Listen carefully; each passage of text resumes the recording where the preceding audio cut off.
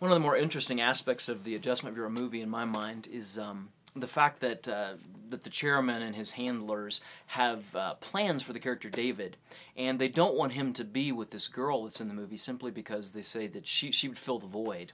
And if that void got filled, then you wouldn't seek other ways to fill it. And ultimately, there's this idea that he will seek the applause and the adulation of the masses, and so there's big political plans that they have for him, and the only reason he would walk down that path to political greatness is because he has this void that needs to be filled. But if he gets involved with this girl, then that void will be filled, and his purpose won't be fulfilled.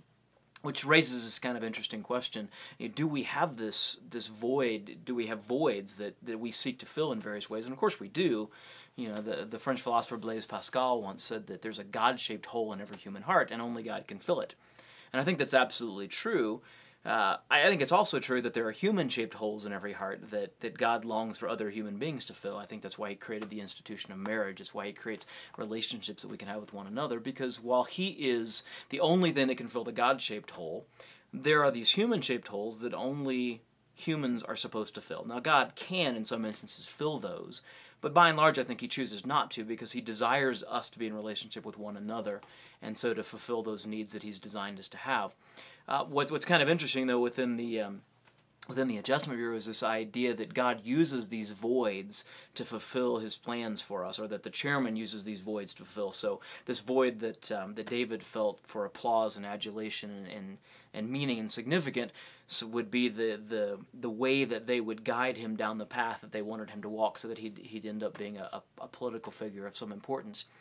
Does God use our voids that way? Well, certainly the void that we have for God, He does absolutely use that way. That sense of longing that we have that's built into every human heart, God often uses to draw people to Himself. Sometimes I think that void that we have in terms of human voids is what God uses us to draw.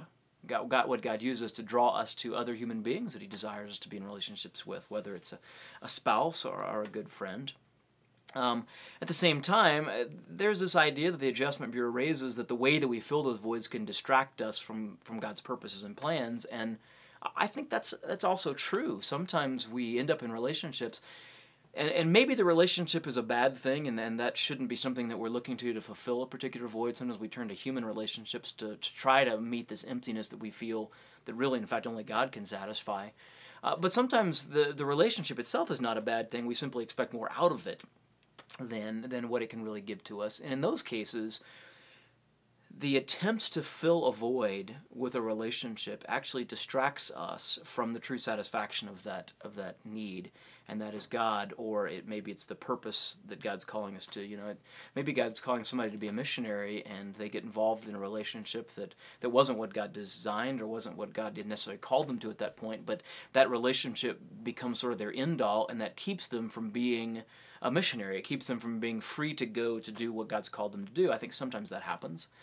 Sometimes the relationships further the process, though. Sometimes, you know, the kinds of ministries that we're called to do, we simply can't do on our own. And so, you know, the spouse that God calls us to be with may actually be instrumental in being able to do the kind of ministry that God calls us to do. So voids can either be things that God uses to draw us further into His purposes and plans for Himself, or they can be things that distract us from His purposes and plans for us. And so it's very important that we be careful that we look at the ways that we're attempting to meet the needs that we have and discern whether or not they are godly attempts, they're biblical attempts.